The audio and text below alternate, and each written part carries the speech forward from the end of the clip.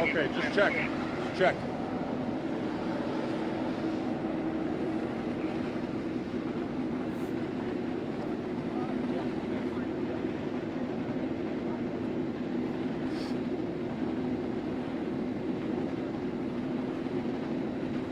Good to go? Okay, hi. I'm Aaron Lipsky, Fire Chief, City of Milwaukee Fire Department. At 12 minutes after 6 p.m. tonight, Department of Emergency Communications dispatchers took phone calls reporting smoke and fire at the building at 4777 North 32nd Street.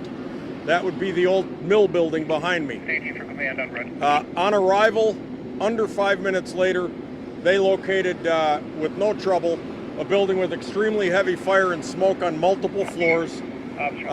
They chose to go a posture that we call defensive. The reason we call it defensive is we're not going to commit firefighters on the inside of a building that's already starting to collapse or show signs of collapse.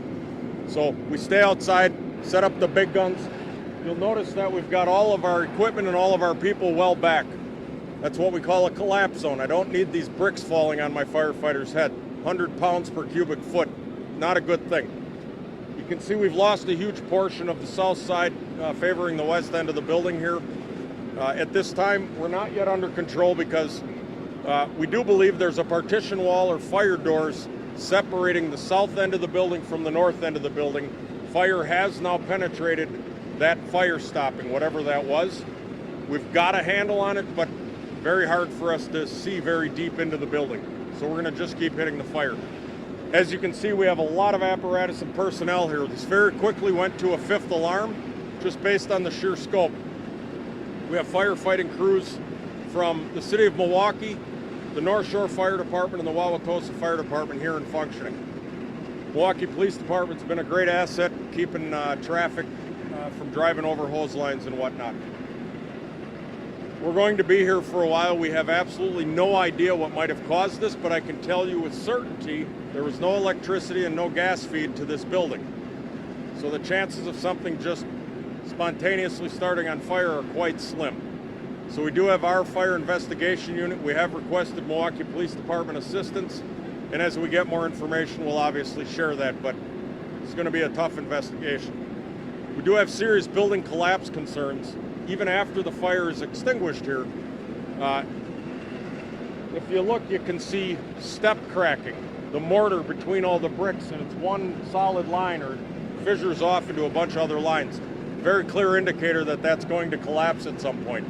We're seeing that now on the east end and on the north end of the building. So we're going to get the Department of Neighborhood Services here to help make sure that the building isn't going to fall right now.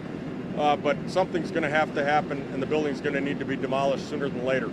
I can tell you that Deputy Chief Ron Fernwer is our citywide commander. He was here very early in the incident and took a steady-handed control. And I'm astounded with what we're looking at, that we're backed off to this posture right now. Can also tell you that between Ron and I, we've probably been to fires at all of the other buildings that looked exactly like that, some of which are right where you're standing, some were back there, some were over there. We've been here in our careers probably 7, 8 times for greater alarm fires. We're hoping this is the last one here. These are horrible buildings. No injuries just yet. We have absolutely no idea if anybody was inside at the time the fire started, although one might assume. Any questions? So, Chief, I just want to clarify, is it fair to say you're not ruling out possible arson, possible... Yeah, we're not ruling anything out.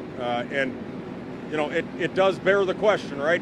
There's nothing in there that was operating or running, overheating, sparking. There's nothing in there other than what a human would have introduced into that building. So, not ruling it out, and very curious.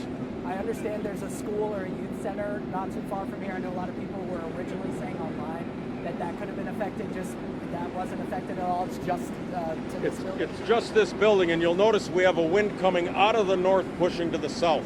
Another problem we ran into is all the embers. This is an old mill-style building, so all the structure, all the flooring, all the walls are solid wood. throws off a ton of radiant heat and a lot of embers, like a campfire, but a big one. Those were blowing out onto the train tracks over here, and we had grass fires going all the way out a couple of blocks to the south. It extended on the other side of the train tracks into the tree line, and on the other side of that, we've got a number of residential homes, wood frame homes. So about an entire alarm worth of companies is on that side with lines laid, making sure that those homes are protected. A vacant building, it's bad enough, but we don't need people to lose their homes as a result of this. And then just, I know you said that you expect more of the building to collapse. You Yes. expect it to. How does that affect the job that you guys are doing with how much you can keep at it? Yeah, so we're going to stay back. We're staying back. There's absolutely nothing heroic about charging into something like this. So we're gonna hang back. We're gonna let the equipment that we have do the lion's share of the work. You see these aerial ladders here. I've only got 8 of them in a city. 96 square miles. I have 8 ladder trucks to protect it. And I would say if you walk around, we probably have 8 ladder trucks working. Now, thankfully, we got one from the North Shore. Right, they're helping backfill our station, so it's not that terrible. But when we ask questions about why do we need these things, this is why, so I don't kill firefighters in this pursuit. Obviously, it's a massive effort right now. Do you have an estimate on how many crews are out here right now? Yeah, so we are at a 5th alarm. I'm going to say we probably have about 18 engine companies, probably about 8 ladder companies, a number of paramedic units. We've got about 10 or 11 command officers. I'm going to put it at about 117, 118 people here working. You said in your career you've been here around a half dozen times. This building specifically, buildings around here? Buildings from this exact same complex. They look exactly like this building. They were positioned in front of that one and to the south. There was probably 5 or 6 separate buildings of that size, all in the same complex. And it's been a number of things over the years. All different factories, production facilities. So I don't mean to age you, but how long would you, your career, how long time span would that be that you in the last however many years? well, I've been on the fire department for 30 years. Ron, how long have you been on the fire department? 34. 34 years he's been on. Don't put that on the air. And so all of the city ladder trucks are in use right now, right here? Yes, so what we have with our shared services arrangements, we have ladder trucks from suburban fire departments, probably mostly on the south end of town, starting to stagger in and backfill in our stations so that if another fire pops off on the north side, they're not without protection. What's the status of grass fires? Are you just monitoring them? Are they out? No, we've been running back and forth, catching up with those, because those are sneaky things, right? Like you get a little ember and it smolders there, all of a sudden it's not always obvious. So we've got an entire alarm worth of firefighters back there marching back and forth. Chief, thank you very much. Yeah, thank you. Thanks for your interest. You should be able to stick around here if you'd like. I don't imagine I have any late-breaking information that's going to pop up here, because it kind of is what it is at this point. You guys think you'll be here through 10 o'clock? Yeah. Yeah, it might not be this much. We'll keep a reduced crew here just to keep it fire watch, keep it wet down. Appreciate your time as always. I know you're busy over there. Yeah, thank you. No, Ron's the busy one.